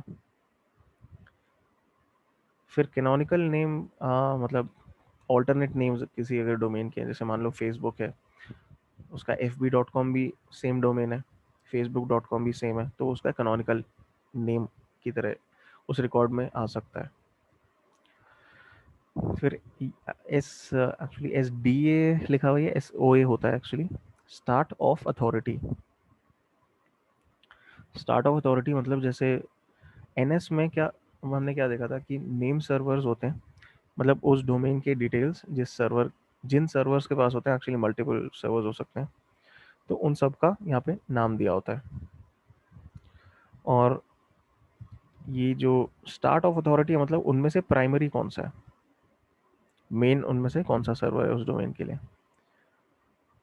तो उसका डिटेल होता है स्टार्ट ऑफ अथॉरिटी वाले रिकॉर्ड में। अभी जब अपन ये DNS इन्फॉर्मेशन निकालेंगे तो उसमें देखेंगे अलग अलग तरह के रिकॉर्ड। ठीक है, यही मेन तरह के रिकॉर्ड होते हैं, बाकी कुछ और यहाँ पे दिए हुए हैं बट वो हर जगह यूज़ नहीं होते। कौन सा दिया हुआ, सर्विस रिकॉर्ड्स, पॉइंटर मतलब रिवर्स काम के लिए होता है। अगर मेरे पास IP है और मेरे को उसका होस्ट नेम चाहिए तो वो पॉइंटर रिकॉर्ड से होता है, होस्ट नेम लिखा होता है वहाँ पे उसका। फिर RP मतलब रिस्पॉन्सिबल पर्सन, ये तो रिकॉर्ड कभी दिखेगा नहीं यूज़ होता हुआ RP, कि मेरे को तो आज तक नहीं दिखा RP रिकॉर्ड कहीं DNS में यूज़ होता हुआ। फिर Hinfo होस्ट इन्फॉर्मेशन, मतलब जो डोमेन है, जो सर्वर है, डोमेन नेम सर्वर नहीं, उस डोमेन की बात हो रही है, उस डोमेन को जो वेब सर्वर होस्ट कर रहा है उसकी कुछ हार्डवेयर इंफॉर्मेशन हो सकती है, CPU वगैरह के बारे में या OS के बारे में। अब अगेन ये रिकॉर्ड्स ऐसा नहीं कि ये रिकॉर्ड्स कंपलसरी हैं क्या कि इंक्लूड करना ही करना है, इसलिए ये Hinfo तो अगेन ये भी हार्डली कहीं दिखेगा, बट अगर दिखता है तो इससे और थोड़ी सी इंफॉर्मेशन टारगेट के बारे में पता कर सकते हो। टेक्स्ट मतलब ऐसे ही कोई और टेक्स्ट रिकॉर्ड अगर डालना है, कुछ और इन्फॉर्मेशन डालनी है तो टेक्स्ट फाइल के उसमें डाली जाते हैं। तो कुछ यहाँ पे ये मेन जो रिकॉर्ड टाइप्स हैं वो बताया मैं। Actually total number of record types की अगर बात करूँ तो वो more than 30 types of records होते हैं DNS में, बट मेन जो है वो सारे यही हैं। उसमें से भी एक ये AMX NS सबसे ज़्यादा काम इन्हीं का आता है, और SOA मतलब अगर NS रिकॉर्ड है तो SOA भी होता ही है वहाँ पे। या तो अब ये देख भी लेते हैं इन्फॉर्मेशन कैसे निकाली जा सकती है।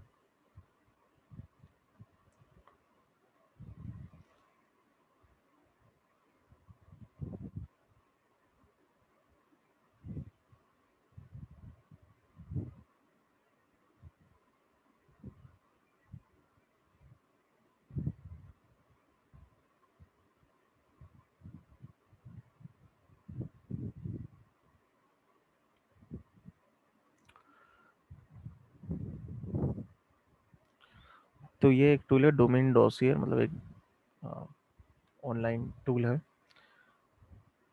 तो इसमें हुईस इन्फॉर्मेशन भी निकाली जा सकती है, वैसे ट्रेस रूट वगैरह भी कर सकते हो, एंड DNS रिकॉर्ड्स भी निकाल सकते हो। तो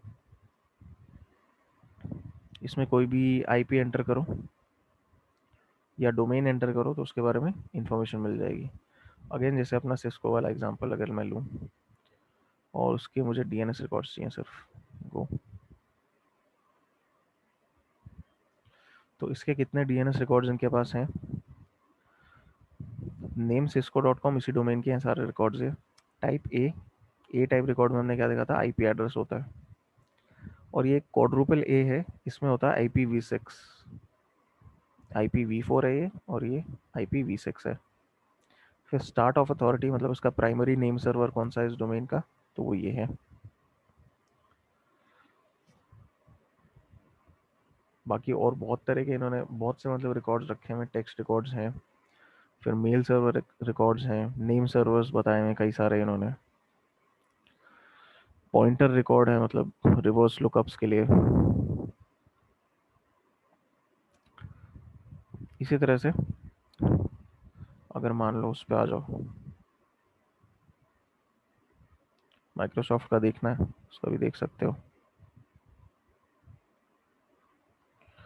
इसके अब मल्टीपल आईपी एड्रेसेस हैं तो जितने भी हैं सारे दिखाए हैं।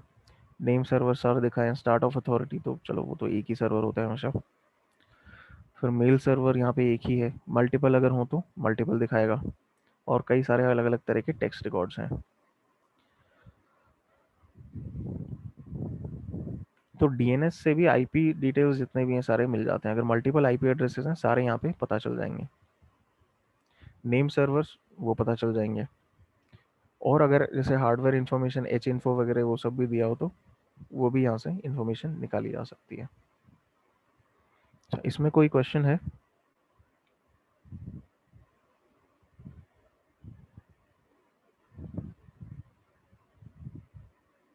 No sir. Okay,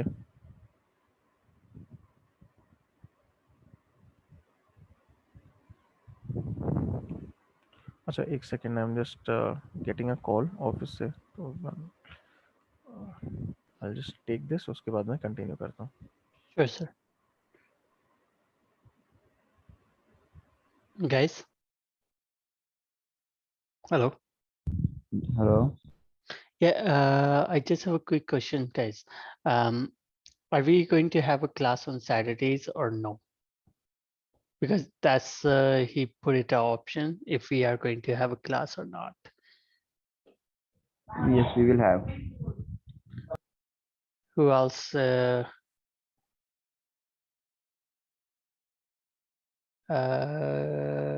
Who else? Just a one? और कोई क्लास में आएगा कि नहीं? सैटरडे क्लास लगानी है कि नहीं किसी और ने? आज सैटरडे ही है। ओ आपका सैटरडे है भैया। हे भगवान, कुछ नहीं कह सकता मैं। ओके आज सैटरडे ही है। सॉरी, मैं हमारे यहाँ पे फ्राइडे है एक्चुअली। आप कहाँ रह रहे हो? मैं कहीं और हूँ। अच्छा ओके। मेरे सैटरडे आपका संडे हो जाएगा। इसका मतलब कल क्लास नहीं है हमारी। ओके तो वीक में 3 डेज होगी हमारी class? No, Monday till Saturday I think. Monday to Saturday. Okay. Yeah I think we can ask her. actually I will be leaving the class in 5 minutes. What happened? Oh, my timing is way different than Indian timing. Okay. You do another job or something work? Yeah, I have a work, that's why. Okay. Yeah, I just finished So- work and I start class. So what you do? I'm a manager in a Okay. hotel. Nice.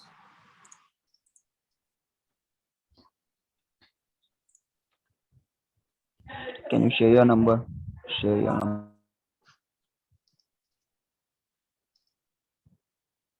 Do you want my okay, I'll give you my number.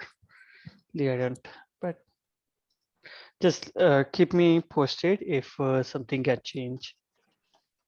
Yes for that only. Yeah.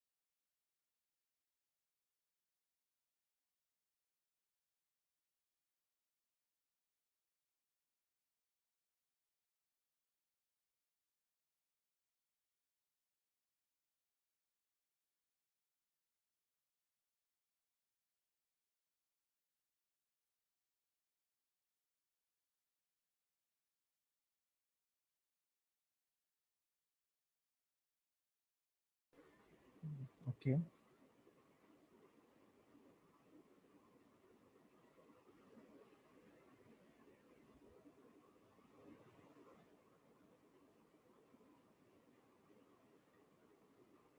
तो DNS footprinting हम यहाँ पे देख लेते हैं।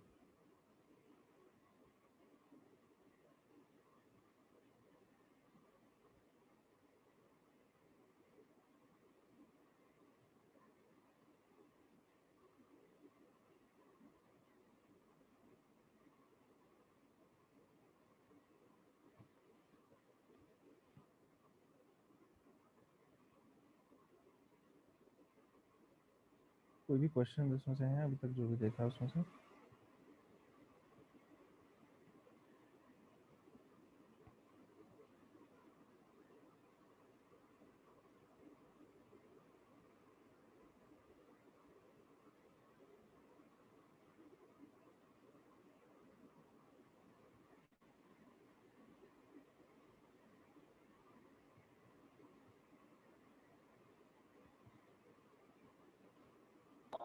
Sir हाँ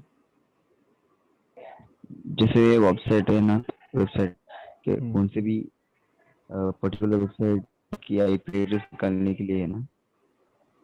हाँ IP और बाकी नेम सर्वर वगैरह वो सब डिटेल्स निकालने हाँ के लिए। तो डोमेन का डीएनएस का मेन पर्पस ही वही है कि डोमेन नेम्स को आईपी से मैप कर सको।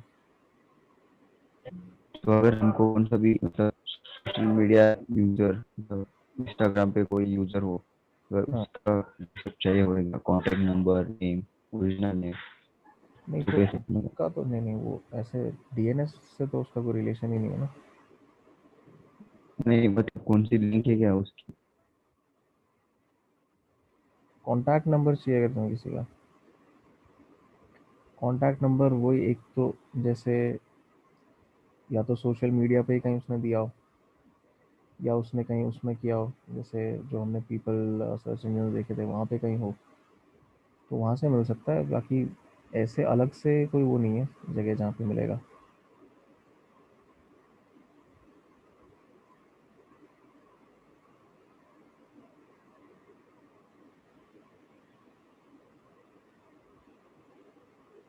अच्छा बाकी डीएनएस के लिए एक कमांड लाइन टूल भी एक है, डीएनएस रिकॉन, और उसमें सिंपली डोमेन नेम डालो -d और डोमेन का नाम डाल दो तो उसके जितने भी डीएनएस रिकॉर्ड्स हैं वो निकाल के दिखा देगा। सर क्या आप या भी जो बोला वो फिर से बता सकते हैं? मैं गलती से लीव हो गया था नेटवर्क कनेक्शन के वजह अच्छा स्क्रीन विजिबल है मेरी? स्क्रीन देख पा रहे हो? से। नो सर, पूरे ब्लैक दिख रही है। ब्लैंक दिख रही है? दिख रही है। अच्छा हाँ, दोबारा से या तो स्क्रीन शेयरिंग ऑन करते हैं अगर ऐसा है तो। सुजल अभी भी विजिबल नहीं है आपको स्क्रीन, या अभी है विजिबल?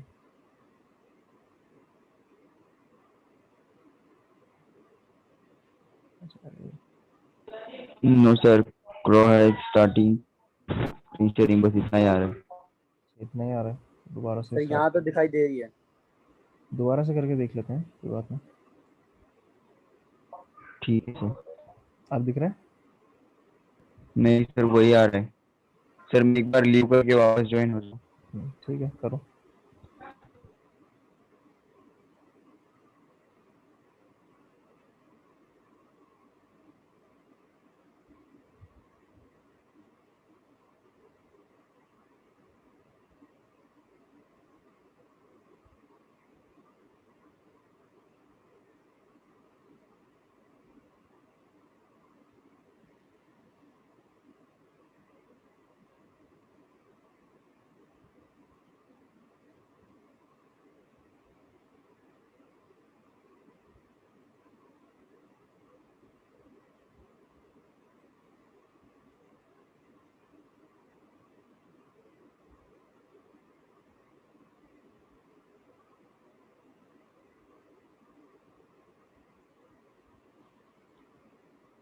आप देख पा रहे हो स्क्रीन?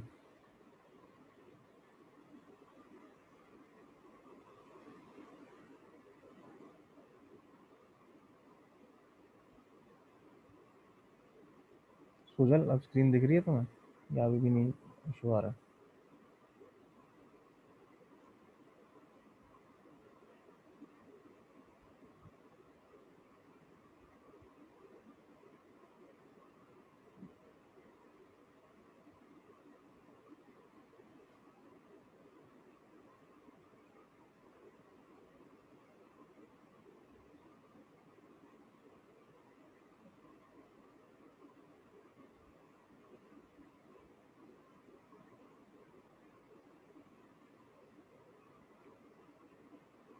देखो यहाँ पे मैंने क्या किया है, एक टूल यूज़ किया है DNS रिकॉन।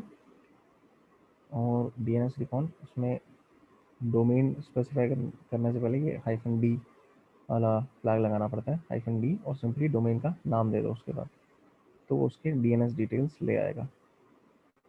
तो ये भी एक तरीका है DNS इंफॉर्मेशन लेने का।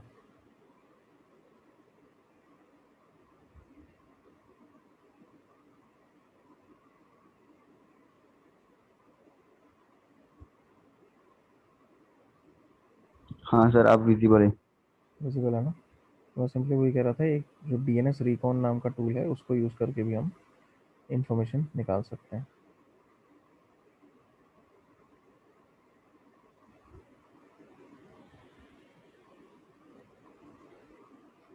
तो ये तो था DNS फुटप्रिंटिंग।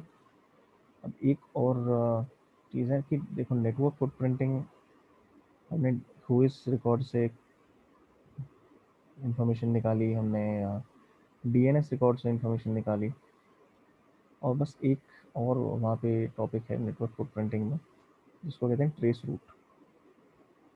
तो ट्रेस रूट मतलब क्या है कि मैं जैसे अपने सिस्टम से किसी दूसरे सिस्टम को मैसेज भेज रहा हूँ,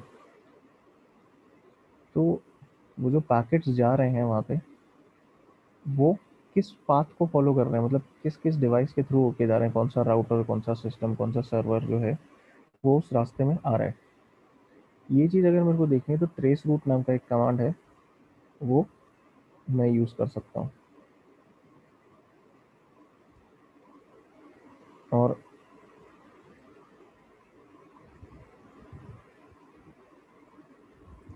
ट्रेस रूट काम कैसे करता है वो देख लेते हैं।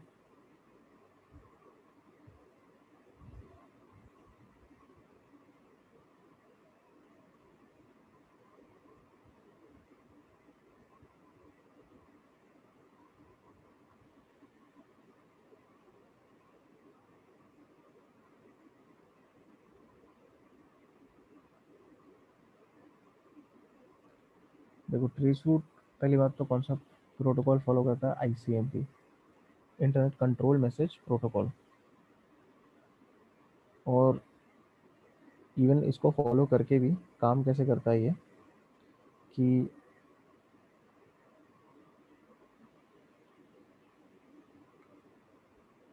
जैसे ये सोर्स है और ये डेस्टिनेशन है, लेफ्ट हैंड साइड में सोर्स और राइट में एकदम डेस्टिनेशन है। तो पहला पैकेट जो जाएगा, अब इसमें अच्छा एक और चीज़ है यहाँ पे, जो हेडर होता है पैकेट का, उसमें कई सारी फील्ड होती हैं, कई कई तरह की इंफॉर्मेशन होती है, जैसे सोर्स IP, डेस्टिनेशन IP, ये सब होता है। और एक फील्ड होती है TTL मतलब टाइम टू लिव, मतलब वो पैकेट और कितनी देर तक एक्टिव रहेगा। एक बार TTL अगर ज़ीरो हो गया किसी पैकेट का, तो वो पैकेट डिस्कार्ड हो जाएगा। और TTL क्या होता है, जैसे मान लो मेरी डिवाइस से पैकेट गया, नेक्स्ट जिस भी डिवाइस पे पहुंचा, वहाँ पे जो उसका स्टार्टिंग TTL था उससे -1 हो जाएगा। फिर उसके बाद जिस डिवाइस पे जाएगा उसमें एक और कम हो जाएगा, फिर -1। हर एक एक डिवाइस पे जाके जो टाइम टू लिव वैल्यू है वो डिक्रीज होती रहती है पैकेट की। तो ट्रेस रूट इस चीज़ का फ़ायदा उठाता है और कैसे काम करता है कि जैसे पहली डिवाइस है, उसने ICMP एको रिक्वेस्ट भेजी, ठीक है, ट्रेस रूट जिस पे काम करता है ICMP पे एको रिक्वेस्ट भेजता है वो। उसमें सोर्स IP और डेस्टिनेशन IP होता है। डेस्टिनेशन IP जो है, जो भी मेरा जिस डिवाइस तक मैसेज पहुंचाना है, जिस डिवाइस तक का मुझे मतलब रूट ट्रेस करना है, वो डेस्टिनेशन IP होगा। पहला जो पैकेट जाएगा उसकी टाइम टू लिव वैल्यू 1 रख के भेजेंगे हम। तो क्या है, मान लो कि सोर्स से चला, पहली डिवाइस पे पहुंचा, 1 था। अब मैंने कहा था कि हर डिवाइस पे -1 हो जाता है, तो 1 था, 1 - 1 0 हो गया। अब अगर 0 हो जाता है किसी भी डिवाइस पे टाइम टू लिव किसी पैकेट का, और वो डिवाइस डेस्टिनेशन नहीं है, तो क्या होगा कि डिस्कार्ड। पैकेट डिस्कार्ड हो जाएगा। ठीक है, टाइम टू लिव का पूरा कंसेप्ट ही ऐसा है कि अगर 0 हो गया वो किसी भी डिवाइस पे जाके, तो वो पैकेट आगे ट्रैवल नहीं कर सकता उस नेटवर्क पे, वो वहीं डिस्कार्ड हो जाएगा। तो अब इस डिवाइस पे क्या हो रहा है कि टाइम टू लिव 0 हो गया, 1 ही था, 0 हो गया यहाँ पे आके, और ये डेस्टिनेशन नहीं है। तो ये क्या है, एक एरर मैसेज भेजेगा सोर्स को, ICMP एरर मैसेज। उस एरर मैसेज में इसका IP या होस्ट नेम कुछ ऐसे डिटेल्स वो इंक्लूड करेगा। तो मुझे पता चल गया कि जो मैंने मैसेज भेजा है उसके पाथ में क्या IP आ रहा है। सिमिलरली नेक्स्ट जो पैकेट जाएगा उसमें टाइम टू लिव वैल्यू होगा 2। तो पहले डिवाइस पे जाके TTL 1 हो जाएगा, 1 तो ठीक है, आगे बढ़ सकता है, आगे जाएगा दूसरी डिवाइस पे 0 हो जाएगा, फिर ये डिवाइस एरर मैसेज भेजेगी। नेक्स्ट पैकेट होगा टाइम टू लिव वैल्यू 3 से स्टार्ट करेंगे, तो तीसरी डिवाइस पे जाके वो ख़त्म होगा, फिर 4 पे, इस तरह से बढ़ता जाता है जब तक डेस्टिनेशन पर ना पहुंच जाए। एक्चुअली ट्रेस रूट जो कमांड उसका जो इम्प्लीमेंटेशन है उसमें मैक्सिमम 30 की लिमिट होती है कि 30 हॉप से ज़्यादा वो नहीं काम करेगा। इवन 30 तक ट्रेस करने में थोड़ा सा उसको टाइम लग जाता है। तो ट्रेस रूट का जो कमांड है, मतलब ये कमांड लाइन टूल है सिंपल, और विंडोज़ लिनक्स दोनों में आता है।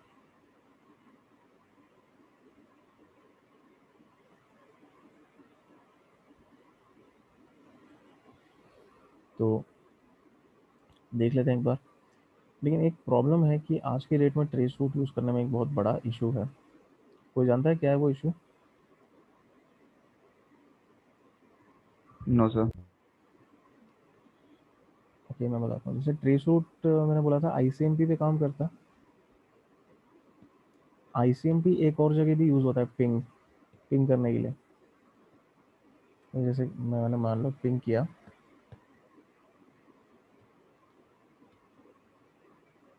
से गूगल पिंग किया या जो भी है,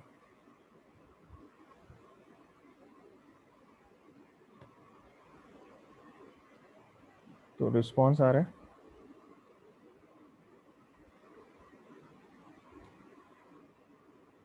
तो यहाँ पे मतलब google.com ने तो उसका रिस्पॉन्स दिया है, ICMP पे ही काम करता है। देखो ICMP सीक्वेंस नंबर भी आ रहा है, उसका टाइम टू लिव भी आ रहा है, मतलब कि जो वहाँ से पैकेट आया उसका टाइम टू लिव इतना बचा है। ठीक है, स्टार्टिंग जो वैल्यू थी उससे कम होके इतना रह गया।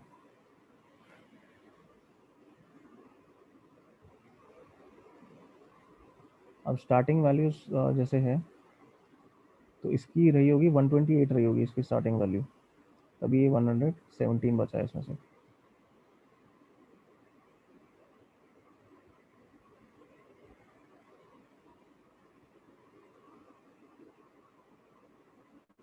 विंडोज सिस्टम्स का जो है TTL वैल्यू होती है 128, लिनक्स होती है 64। तो जो रिस्पॉन्स आ रहा है वो लिनक्स सॉरी विंडोज सिस्टम से आया होगा, तो TTL उस पैकेट का इतना बचा है। एनीवे TTL तो चलो पिंग में कोई मतलब नहीं उसका, बट यहाँ तो चलो इन्होंने पिंग अलाउ किया हुआ है, मैं पिंग कर पा रहा हूँ। काफ़ी जगह क्या होता है कि ICMP प्रोटोकॉल ही वो हो जाता है आजकल, डिसेबल कर देते हैं लोग,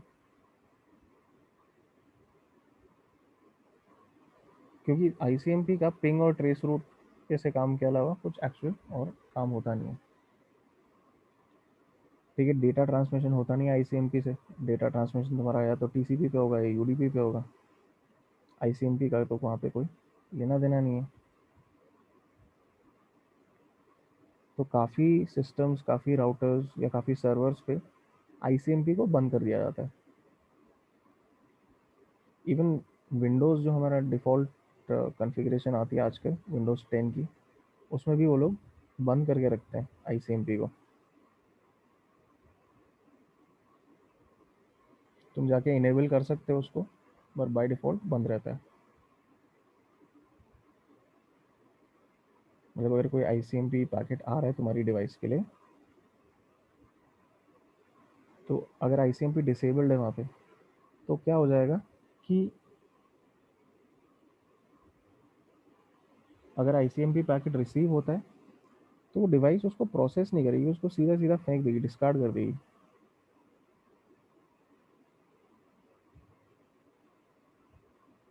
तो जो ट्रेस रूट है, इसमें तो हम किस चीज़ पे रिलाई कर रहे हैं कि मैंने जो पैकेट भेजा, अगर कोई एरर आता है तो वो उसके बारे में मुझे पता चल जाए।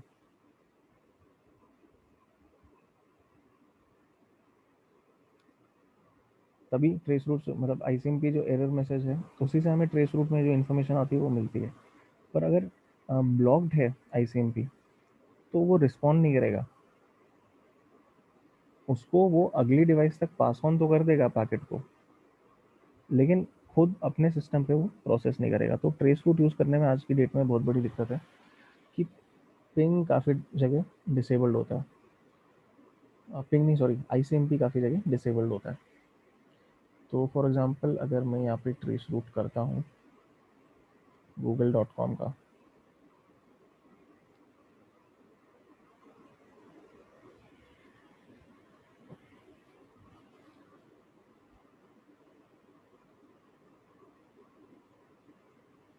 तो पहली डिवाइस क्या थी इसका, जो ये वर्चुअल मशीन का जो गेटवे है वो थी, तो उसका IP यहाँ आ गया, और ये हर डिवाइस को 3 पैकेट भेजता है, तो जो टाइम लगा राउंड ट्रिप टाइम वो भी बताता है। बाकी उसके बाद जितनी भी डिवाइसेस थी वहाँ ICMP प्रोसेस ही नहीं हो रहा कहीं, इसलिए कोई रिस्पॉन्स नहीं मिल रहा। तो ट्रेस रूट यूज़ करने में ये एक बहुत बड़ा इशू है आज के डेट में। But again it's worth trying. हो सकता है कि तुम्हारा जो टारगेट है उसके नेटवर्क पे उसके आसपास की जो डिवाइसेस हैं वो ICMP को प्रोसेस कर रही हूँ, तो अगर वो उसको प्रोसेस कर रहे हैं तो उनकी डिटेल्स भी तुम्हें मिल जाएंगी, उनके IP एड्रेसेस भी पता चल जाएंगे। तो ट्राई करने लायक है, ज़रूरी नहीं है कि इंफॉर्मेशन देगा, फिर भी ट्राई कर सकते हो। लिनक्स में कमांड होता है ट्रेस रूट सिंपली, विंडोज़ में होता है ट्रेस RT। ठीक है, trace RT।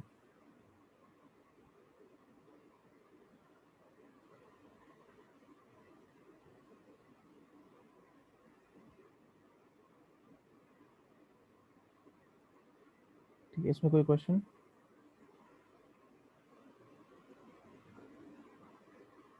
No sir.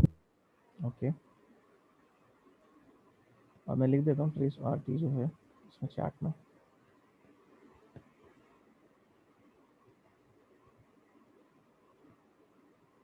Windows के लिए ट्रेस RT होता है, लिनक्स के लिए ट्रेस रूट पूरा।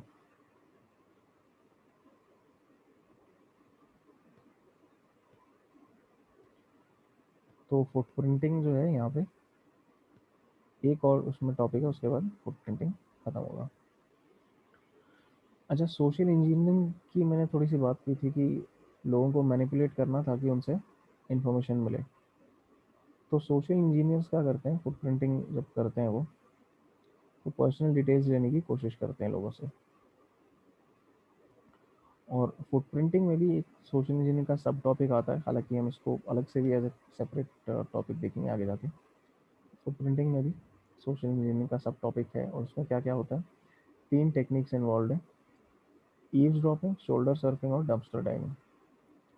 ईव्सड्रॉपिंग मतलब कि किसी की कोई कॉन्वर्जेशन चल रही है, कुछ कम्युनिकेशन चल रही है दो पार्टीज के बीच, और तुम उसको सुन रहे हो, सुनने की कोशिश कर रहे हो, हालांकि तुम उस कम्युनिकेशन का पार्ट नहीं हो, तुम्हें नहीं सुनना चाहिए, बट फिर भी तुम उसको सुन के कुछ इन्फॉर्मेशन वहाँ से पता करने की कोशिश कर रहे हो। एक तो होता है वो ईव्सड्रॉपिंग। फिर होता है शोल्डर सर्फिंग। शोल्डर सर्फिंग मतलब जैसे इसमें जो ये इमेज दी हुई है, इसमें एक एक आदमी अपने कंप्यूटर पे कुछ काम कर रहा है, डेस्क पे बैठा है, दूसरा जो है पीछे खड़ा है। तो ये जो पीछे खड़ा है ये क्या कर रहा है, शोल्डर सर्फिंग कर रहा है। मतलब कि जो अपने सिस्टम पे कुछ काम कर रहा है, वो क्या काम कर रहा है, क्या इन्फॉर्मेशन एंटर कर रहा है वहाँ पे, वो देखने की कोशिश कर रहा है ये जो खड़ा हुआ है। इस चीज़ को हम कहते हैं शोल्डर सर्फिंग।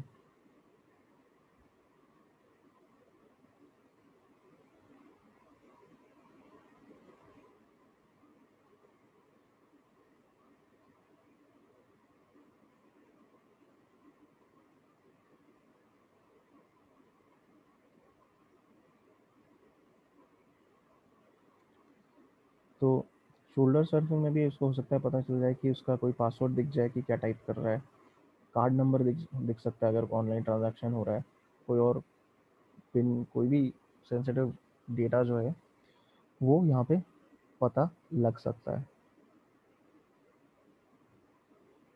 फिर होता है डंपस्टर डाइविंग। डंपस्टर डाइविंग मतलब कचरे में इंफॉर्मेशन ढूंढना।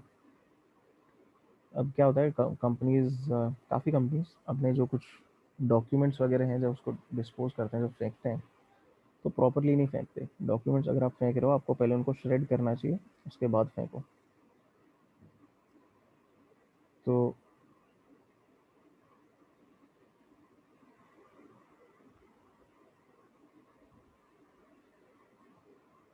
डंपस्टर डाइविंग में क्या हो जाता है कि कंपनीज अपने डॉक्यूमेंट्स ऐसे फेंक देती हैं, और अगर कोई उस जो फेंका हुए डॉक्यूमेंट्स हैं उनको जाके ढूंढता है वहाँ पे, तो उन डॉक्यूमेंट्स में से उसको कुछ इन्फॉर्मेशन मिल सकती है। हो सकता है एम्प्लॉयज़ के डिटेल्स मिल सकते हैं, या कंपनी के फाइनेंशियल कुछ डेटा मिल सकता है वहाँ से उसको। तो इस तरह से डंपस्टर डाइविंग मतलब जो फेंका हुआ है कंपनीज ने, जो डिस्पोज कर दिया, उसमें से इंफॉर्मेशन लोग ढूंढने की कोशिश करते हैं।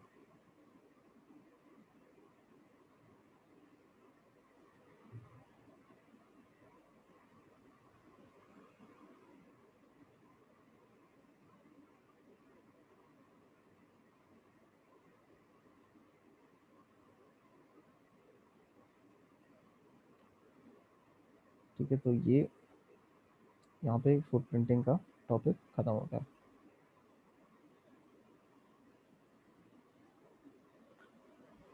तो नेक्स्ट हम लोग स्कैनिंग करेंगे। अब नेक्स्ट वीक स्टार्ट करते हैं इसको। तो स्कैनिंग में देखो, टीसीपी और यूडीपी दोनों की हम बात करेंगे उसमें। एक वीडियो का मैं लिंक दे रहा हूँ, ये देख के आना, लेकिन नेक्स्ट उससे पहले।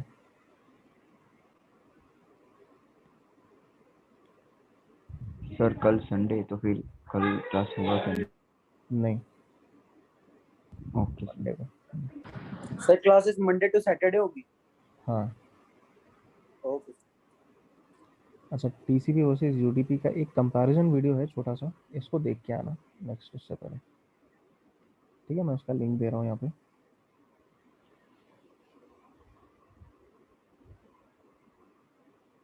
तो थोड़ा सा जो डिफरेंस है टीसीपी और यूडीपी का वो इसमें पता चलेगा। बाकी ऑफ कोर्स अपन ना यहाँ पे करेंगे डिस्कस उस चीज़ को, बट ये भी देख के आना।